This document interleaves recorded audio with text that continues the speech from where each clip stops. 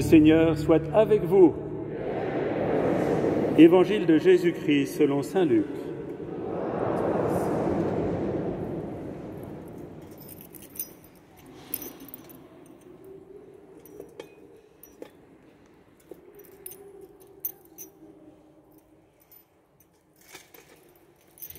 En ces jours-là, Marie se mit en route et se rendit avec empressement vers la région montagneuse, dans une ville de Judée. Elle entra dans la maison de Zacharie et salua Élisabeth. Or, quand Élisabeth entendit la salutation de Marie, l'enfant tressaillit en elle. Alors Élisabeth fut remplie d'Esprit Saint et s'écria d'une voix forte : « Tu es bénie entre toutes les femmes, et le fruit de tes entrailles est béni. D'où m'est-il donné que la mère de mon Seigneur vienne jusqu'à moi ? Car lorsque tes paroles de salutation sont parvenues à mes oreilles, l'enfant a tressailli d'allégresse en moi. Heureuse celle qui a cru à l'accomplissement des paroles qui lui furent dites de la part du Seigneur. » Marie dit alors : « Mon âme exalte le Seigneur, exulte mon esprit en Dieu mon Sauveur. Il s'est penché sur son humble servante. Désormais tous les âges me diront bienheureuse. Le Puissant fit pour moi des merveilles. Saint est son nom. Sa miséricorde s'étend d'âge en âge sur ceux qui le craignent. Déployant la force de son bras, il disperse les superbes. Il renverse les puissants de leur trône, il élève les humbles, il comble de bien les affamés, renvoie les riches les mains vides. Il relève Israël, son serviteur, il se souvient de son amour, de la promesse faite à nos pères, en faveur d'Abraham et de sa race à jamais. » Marie resta avec Élisabeth environ 3 mois, puis elle s'en retourna chez elle. Acclamons la parole de Dieu.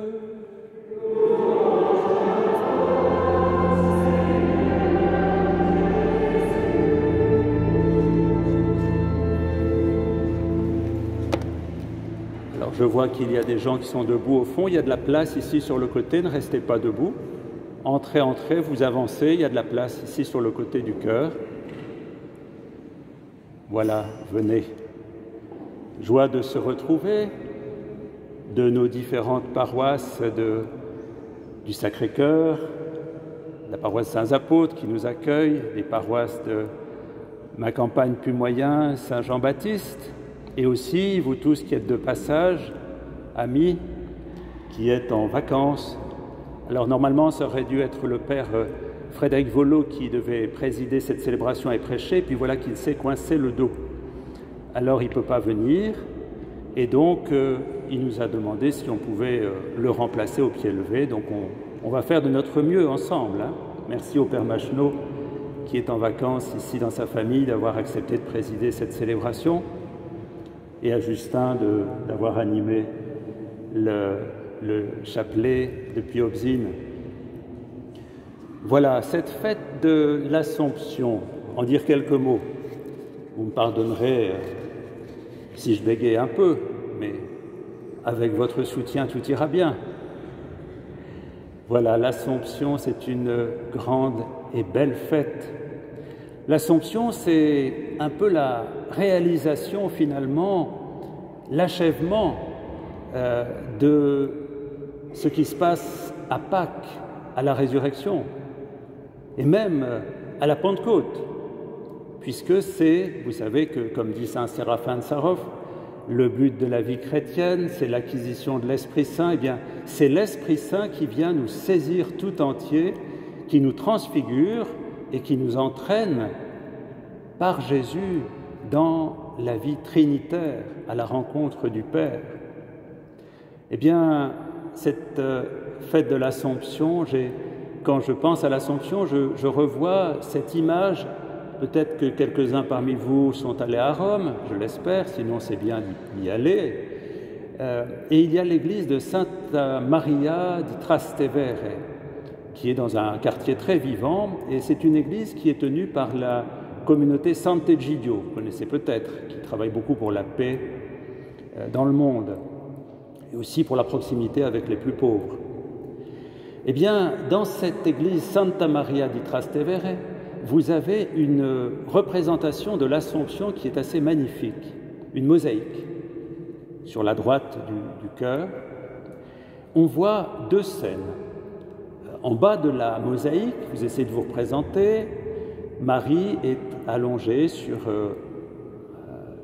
un lit, et tout autour d'elle, il y a les apôtres qui la regardent avec admiration et émotion. Elle dort.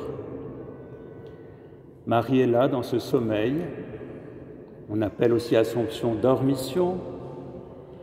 Et au-dessus, vous avez une mosaïque très belle, juste au-dessus de cette représentation de Marie au milieu des disciples, Marie allongée qui dort.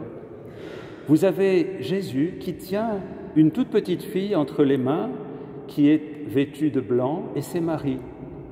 Jésus tient Marie comme si c'était un bébé, c'est l'âme de Marie, l'être de Marie qui est entraîné par Jésus dans la vie. Vous voyez, c'est ce mystère, ce n'est plus Marie qui tient l'enfant Jésus, c'est Jésus qui tient cet enfant, Marie, qu'il entraîne dans la lumière. Jésus, notre Sauveur, fait rentrer sa mère dans la lumière complète à sa suite. C'est magnifique. Et en fait, quand on contemple cette Assomption, c'est aussi notre vie que l'on contemple, si vous voulez, la vie de notre communauté, notre vie à chacun et chacune. En Marie, l'Église exalte le fruit le plus excellent de la rédemption. C'est ce que dit le Concile Vatican II dans la Constitution sur la liturgie.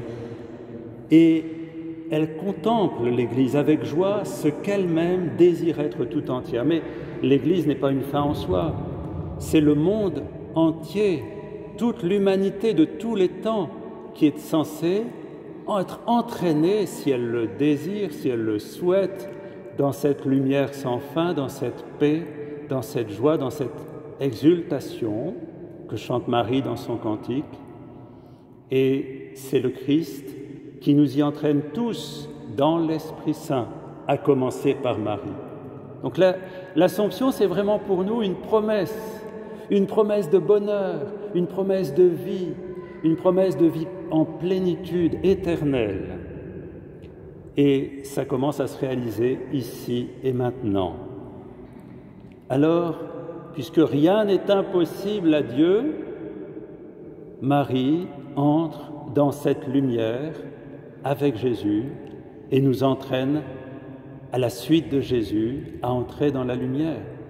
Vous savez, la vie de Marie, ce n'est pas une vie, je dirais, c'est une vie extraordinaire, puisqu'elle est la mère de Jésus, mais c'est aussi une vie tout ordinaire, faite d'obscurité, faite d'intranquillité. Marie a connu bien des moments difficiles, des moments où elle a été amenée à se plonger dans la foi, comme son ancêtre Abraham, qui a tout quitté, tous ses repères, toutes ses certitudes pour se mettre en route déjà âgée. Eh bien Marie, toute sa vie, ça a été de question en question, de méditation en méditation, une plongée dans la foi de plus en plus grande et peut-être de plus en plus éprouvante à la croix, où il a fallu faire cet immense pas de la foi devant son Fils en croix. La vie de Marie, c'est une vie qui va d'acte de foi en acte de foi pour des horizons toujours plus immenses, sans limite, où Dieu l'entraîne main dans la main sur un chemin totalement nouveau. Marie aurait pu avoir une vie tout ordinaire, vous savez, avec Joseph, charpentier. Elle voyait très bien où elle allait vivre, ce qu'elle allait vivre. Elle avait vu autour d'elle ses parents, ses grands-parents, ses cousins, ses cousines, et c'était tout tracé. Puis voilà que on est venu la chercher, un ange au nom de Dieu, lui demander d'accepter de lâcher tous ses plans pour partir à l'inconnu. Alors, comment Marie peut nous entraîner concrètement dans cette nouveauté? Alors, j'étais touché en priant sur ce texte par le triple mouvement de Marie. Alors, je vous propose, on va regarder quelques scènes dans la vie de Marie pour comprendre cela. Alors ce triple mouvement, je le vois en trois adhésions, en trois ouvertures, en trois accueils. Marie accueille l'événement présent. Alors là, ça peut nous rejoindre, tout ce que l'on vit dans nos vies familiales, sociales. Aujourd'hui, on vit beaucoup de choses, et dans notre monde, eh bien, il y a des événements, heureux ou malheureux, mais il y a des événements, des moments dans notre présent. Et Marie va, tout au long de sa vie, accueillir l'événement présent. Elle ne fuit pas, elle ne sait pas d'avance, elle l'accueille comme il vient. Donc, Marie accueille l'événement du maintenant, de ce maintenant. Ensuite, comme elle a accueilli ce présent, ce moment, elle va accueillir une parole. À chaque fois, il y a une parole qui est donnée à Marie pour habiter son présent, pour transformer son présent, pour lui donner d'aller plus loin, pour la déplacer. Et ensuite, la troisième chose, donc Marie accueille l'événement, Marie accueille la parole, et Marie va adhérer à l'espérance, même quand tout est obscur, même quand tout semble boucher son avenir, elle ne comprend pas ce qui arrive à son fils, eh bien, elle va faire un bond dans l'espérance. Marie accueille l'événement, Marie accueille la parole, Marie accueille l'espérance à chacun de ses pas dans la confiance. Alors, dans la scène d'aujourd'hui, dans la visitation, eh bien, l'événement, il est très facile à voir. Elle apprend que sa cousine Élisabeth, qui est déjà âgée, est enceinte comme elle, et elle va se précipiter, donc elle adhère à cet événement, elle se précipite pour se mettre au service de sa cousine. Elle adhère à l'événement. Ensuite, elle va avoir une parole. Quand elle arrive, vous savez cette parole, c'est Élisabeth qui va lui donner. Oui, bienheureuse, celle qui a cru à l'accomplissement de ce qui lui a été dit de la part du Seigneur. Et enfin, Marie va rentrer dans l'espérance, mais l'espérance qui actualise la vie que Dieu donne. Et elle chante « Mon âme exalte le Seigneur, exulte mon esprit en Dieu mon Sauveur ». Vous voyez ? Un événement, une parole, une espérance vive. Je vous fais visiter une deuxième scène pour voir le même mécanisme, la même histoire. À Cana, là c'est l'évangéliste Jean. Marie est invitée à des noces, ainsi que Jésus et les disciples. Et puis, vous savez ce qui se passe ? Il manque de vin. Embêtant une noce, Alors Marie, vous voyez, elle n'est pas en dehors du réel.